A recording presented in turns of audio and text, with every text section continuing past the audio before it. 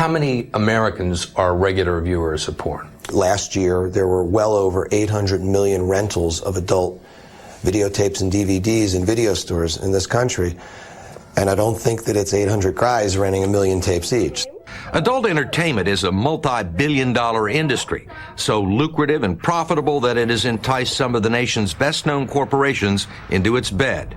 You've got people right now, like General Motors, Time Warner, involved in what would appear to be the distribution of pornography. I don't think there's any appear to be about it. I think that's exactly what they're doing. I'm Mike Wallace. I'm Morley Safer. I'm Ed Bradley. I'm Steve Croft. I'm Bob Simon. I'm Leslie Stahl. Those stories and Andy Rooney tonight on 60 Minutes.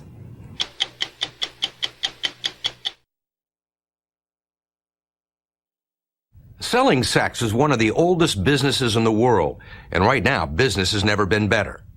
One of the biggest cultural changes in the United States over the past 25 years has been the widespread acceptance of sexually explicit material, pornography. In the space of a generation, a product that was once available only in the back alleys of big cities has gone corporate, delivered now directly into homes and hotel rooms by some of the biggest companies in the U.S. It's estimated that Americans now spend somewhere around $10 billion a year on adult entertainment, which is as much as they spend attending professional sporting events, buying music, or going out to the movies. Consumer demand is so strong that it's seduced some of America's biggest brand names. And when we first aired this report last November, companies like General Motors, Marriott, and Time Warner were making millions selling erotica to America. The best place to see it all spread out in one place is at the industry's annual convention in Las Vegas, where more than 200 adult entertainment companies gather under one roof to network, schmooze, and show off their latest wares. How many people are here? First day, well over 20,000, and that's a lot of people. Presiding over it all is Paul Fishbein, the founder and president of Adult Video News, the industry's trade publication which sponsors the expo. Who's out there? Manufacturers of adult products, distributors, suppliers, retail store owners, wholesalers, cable TV buyers, foreign buyers. They're all here to do business. And then you have the fans. The fans. They came from all over the country, stood in line for hours, and paid $40 to get into what was essentially an X-rated trade show. From appearances, you might find the same crowd at the boat show. You're here with your husband? Yeah. You like adult entertainment? Of course. Don't you? The only person who seemed embarrassed about being here was me. Did you come out here specifically for this? No. Oh, come on. Don't lie. Don't lie. I figured we'd come out, have a good time, see the porn convention. Yeah. It's a great time. How many Americans are regular viewers of porn? Well, you know, it's hard to tell, but I do know that last year there were well over 800 million rentals of adult videotapes and DVDs in video stores in this country. And I don't think that it's 800 guys renting 1 million tapes each. Rolling. Last year, the industry churned out 11,000 titles, most of which we can't even repeat here. Suffice it to say, there was something for every sexual demographic, even material aimed at the 60 Minutes crowd. Several of these companies have lines of old ladies, women over 60, women over 70, you know. In the porn business? Yeah. In Paul Fishbein's words, all of this is performed and produced by consenting adults for the use of consenting adults in the privacy of their own homes. The industry has its own major studios. Here you have two of the leading companies in the business, VCA and Vivid. They're known for the biggest budget, top movies in the industry, along with Wicked Pictures. And it has its own major stars, like Jenna Jameson, a teen beauty queen turned showgirl turned porn actress, who, with the encouragement of her family, reportedly earned more than $1 million last year performing sex for money. This is kind of an art to me. This is something I'm performing. I'm not doing it for the gratification of another man. I'm doing it because this is my job, and I'm entertaining the masses.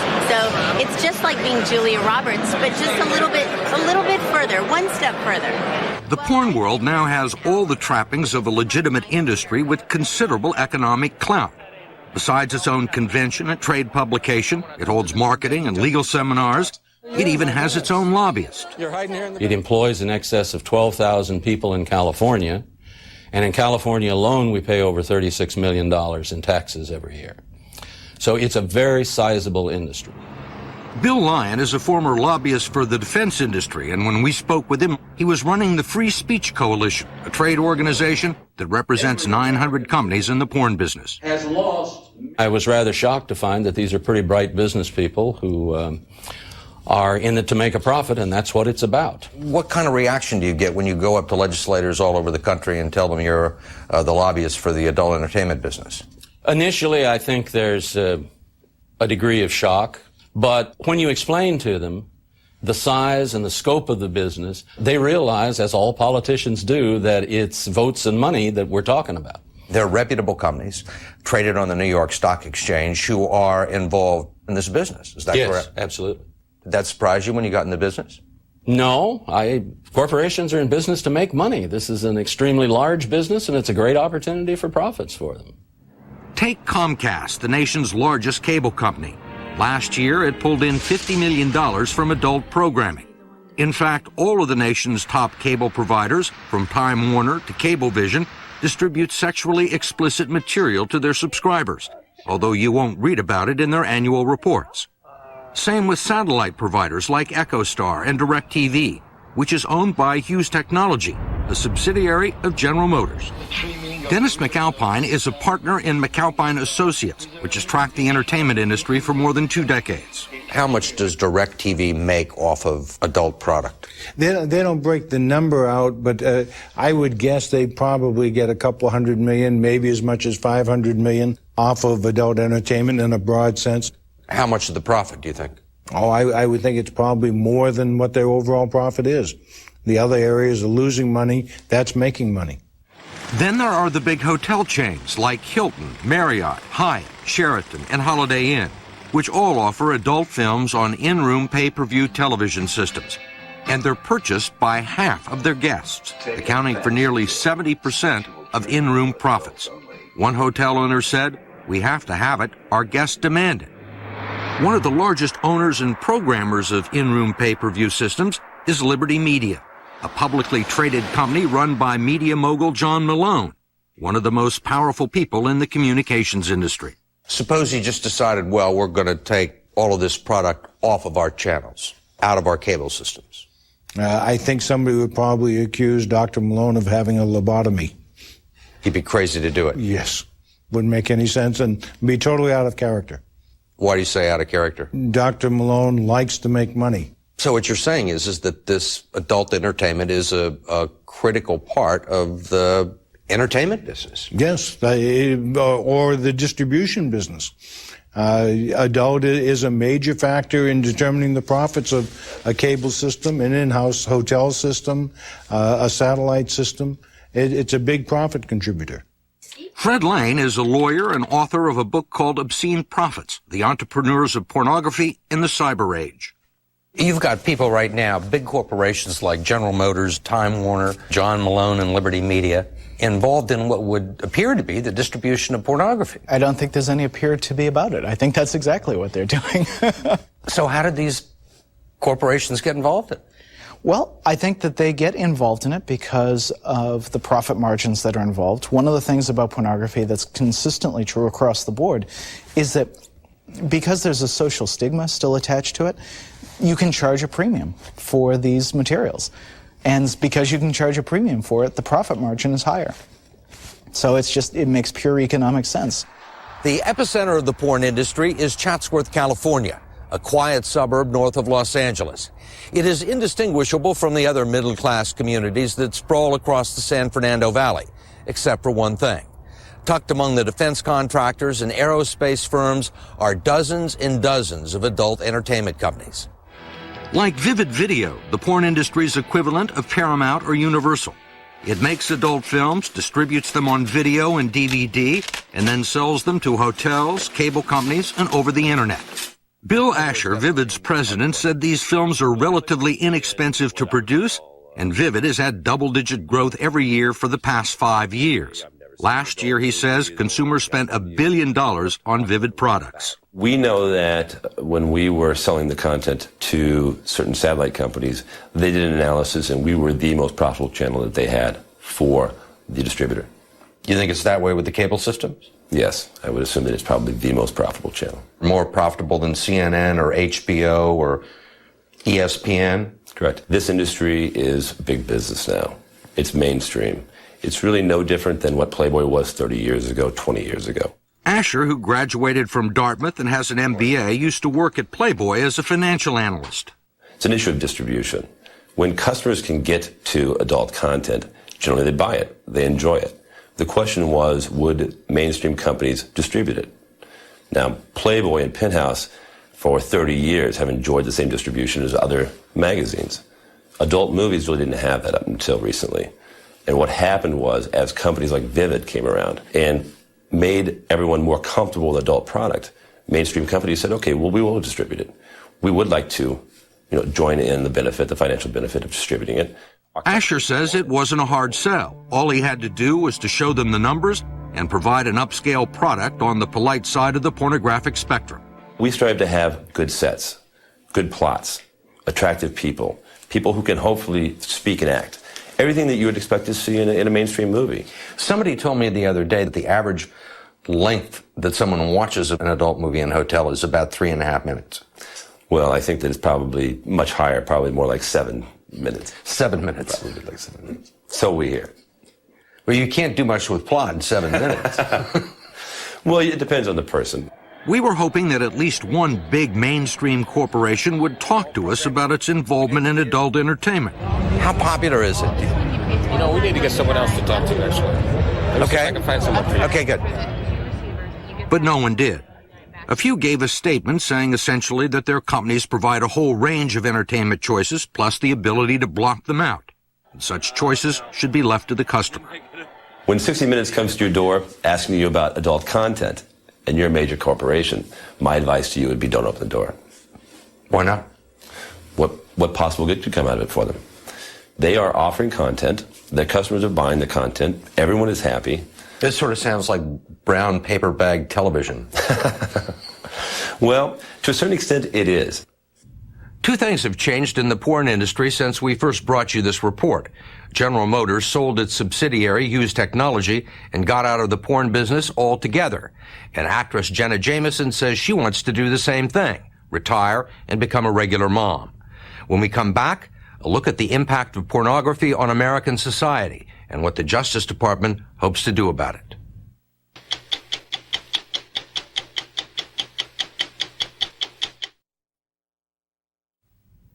Adult entertainment is a multi-billion-dollar industry, so lucrative and profitable that it's enticed some of the nation's best-known corporations into its bed. Not only has it become a profit center for companies like DirecTV and Cablevision, it's become part of the mainstream culture, readily available, easily accessible, and all but impossible to legislate away. How did it happen? Well, it may have less to do with our mores than our machines. The best example yet of how technology is changing our society. In this case, it began 25 years ago with a brand new household appliance, the video cassette recorder. The first thing that a lot of people did when they got their VCR was rent or purchase an adult movie. Deep Throat, Devil and Miss Jones, Behind the Green Door, Debbie Does Dallas. That's what they asked for. Paul Fishbein publishes the Adult Video News, the porn industry's trade magazine. But when the VCR first came out, he was working as a clerk at a video store. Most people had never seen an adult movie because they had to go out in public to a theater to see it. I mean, sex is a very private thing. So now that you can watch it in the privacy of your own home, nobody has to know. And I think that's what drove the VCR. And I think to a degree, it's what drove a lot of people to get on the internet. In fact, pornography has helped drive early sales and the development of most new entertainment technologies for the past 25 years, providing software for the latest gadgets and a reason to buy them. And usually the first people who do are affluent young men who like porn.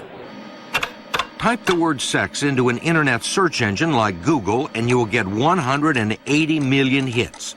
For years, adult sites were the only ones to turn a profit. They pioneered and helped develop numerous technological breakthroughs, from online payment methods to streaming video. Legal expert Fred Lane wrote a book about this unofficial commercial partnership between technology and the adult entertainment industry. He believes it's had a tremendous impact on American values, popular culture, and the government's ability to regulate pornography. The way I like to put it is that we went from 1,000 adult movie theaters in less than 10 years to 80 million adult movie theaters. And that basically is what happened with the VCR. The computer now, in terms of its penetration into American households, the last figure I saw was somewhere on the order of 70, 80 million households out of the 100 million in this country. So again, we've got enormous potential for people to look at things in the privacy of their home. Has it become more difficult in the United States to win an obscenity prosecution? Absolutely. As adult materials have found their way into different communities by different means, whether it's by cable television or it's by hotel chains or what have you, people have grown increasingly comfortable with adult materials. And there seems to me, I think, to be a growing sense that what people do in the privacy of their own homes is their business. Porn is so accessible now, it's working its way into the subtext of American culture, crossing over into fashion, music, and television. What you're watching is a Christina Aguilera music video, which is a staple on MTV and VH1. This may look like porn, but it's actually a Britney Spears concert that appeared on HBO, dripping with sexual imagery obviously borrowed from the world of adult entertainment. You'll even find porn references on Friends. Whoa! Is this porn? What did I do? I must have hit something on the remote. Do we pay for this? Most Americans are fascinated by it, most male Americans, but they still, if they had a pornographer come over and sleep in their house, they'd want to burn the sheets the next morning. Luke Ford, who spent 7 years writing an internet gossip column about the adult entertainment industry for his own internet website, isn't sure what to make of it. It's become popular, cool, acceptable in this 18 to 25 age group. My age group, I'm 37, my age group and up, we think porn is something that's shameful. He guesses that it's an act of teenage rebellion, embracing one of society's last taboos. How many films do you think have been shot here? 500. Ford, who is often referred to as the Matt Drudge of adult entertainment, gave us a tour of a backyard porn set in a residential neighborhood of Chatsworth that's been used by porn directors for more than 20 years. Got a little grass shack, bamboo shack. Yeah, it's Gilligan's Island. The Old West? It's just like Hollywood. Like the porn industry itself, it becomes less glamorous the closer you get. Ready, action. If you take away the accountants and the CEOs, you're left with a small, insular world filled with renegades and outcasts who like to flaunt society's rules. Generally speaking, they come into this industry because this is the single easiest way that they can earn $1,000 in a day in 2 hours. It's not like we're losing people from going to medical school or business school or becoming lawyers. I'm hoping to become a star. I love sex. Love sex and money, What more can you ask for?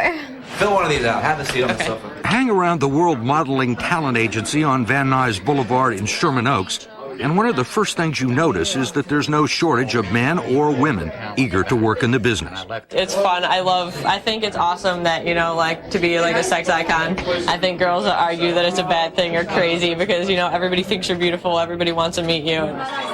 You'll also see why Fortune 500 companies making millions off the industry don't like to be publicly associated with it. It's a tough world. Most girls who enter this industry do one video and quit. The experience is so painful, horrifying, embarrassing, humiliating for them that they never do it again. The argument that pornography exploits women has long been one of the flashpoints for social debates about the industry. Enough is enough! Now, anti-porn groups say hundreds of thousands of men have become addicted to it, leading to antisocial behavior and causing divorce and family breakups. Just because this material is available and citizens tolerate it doesn't mean that they accept it. Mary Beth Buchanan is the United States Attorney for the Western District of Pennsylvania in Pittsburgh and the point person in the Justice Department's campaign to rein in pornography. When John Ashcroft was appointed Attorney General, among his first acts were to hang blue drapes in front of a topless statue in the lobby of the Justice Department and to promise a crackdown on smut. And Mary Beth Buchanan's prosecution of a California company called Extreme Associates is the first major obscenity case brought by the federal government in more than a decade. We have just had a proliferation of this type of material that has been getting increasingly worse and worse. And that's why it's important to enforce the law and to show the producers that there are limits. There are limits to what they can sell and distribute throughout the country. Buchanan says that 3 films produced and distributed by Extreme Associates by mail and over the internet contain coercive and violent sex, along with other materials that are vile and degrading. Rob Black, the president of Extreme Associates, considers that a compliment. Do you consider yourself a pornographer? Well, yeah. We like to say adult entertainment. But yes, I guess if you wanted to break it down, a pornographer, a smut peddler, yeah. And one of the films listed in the indictment is called Forced Entry. Yes.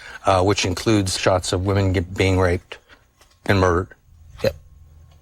It's not all. Along with sexual content. It's not all. It also includes suffocation, strangulation, beatings, and urination.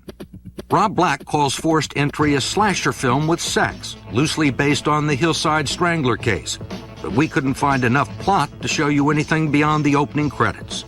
They made absolutely no attempt to comply with federal law. In fact, it was probably their intent not to, because what they wanted to do was to make the most disgusting material available on the market, and they succeeded. What is federal law on pornography? The only explicit, hardcore sexual material that's absolutely illegal by law in the United States is child pornography. Everything else must be judged obscene by a jury. The Supreme Court last defined obscenity as material appealing to a degrading interest in sex, depicting it in a patently offensive way, and lacking any serious artistic, literary, or scientific value. But that was way back in 1973, before the VCR and before the internet were in existence. In California versus Miller, the Burger Court recognized that individual communities had different values and opinions about pornography. So it told localities to make their own judgments based on contemporary community standards. The following is intended for mature But audience. since 1973, standards have changed, and so has the definition of a community.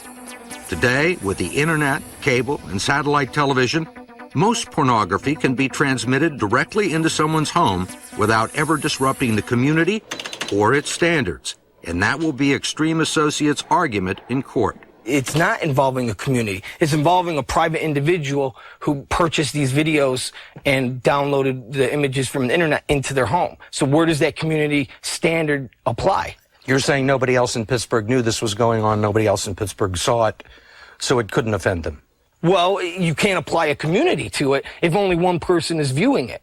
They didn't go to a local video store. It was purchased privately by an individual at home, sent to them in the mail. And that is the debate. And so where is the community? Where do you apply it? How do you apply community standards when you're talking about something that is just downloaded into somebody's home? I think that is precisely the question that the court has to answer. The original purpose of the Miller test was to give communities the opportunity to regulate what came into their borders, what was displayed on Main Street, what kids were actually seeing as they went around the community. Obviously, if something's downloaded into the privacy of one's own home, it doesn't have that kind of impact on the community. So the question is, does the community still have the right to determine what people look at? Mary Beth Buchanan, the U.S. attorney in Pittsburgh, says she doesn't have to convince the entire community, just 12 men and women on a jury. You say your intention is to go after the most extreme material. Does that mean that anything that's not as extreme as Extreme Associates will not be subject to an investigation? I believe what I said was that we're focusing our resources on the most egregious offenders. So we're looking at the producers and distributors who are producing the worst material, the largest quantity of material, the largest area of distribution.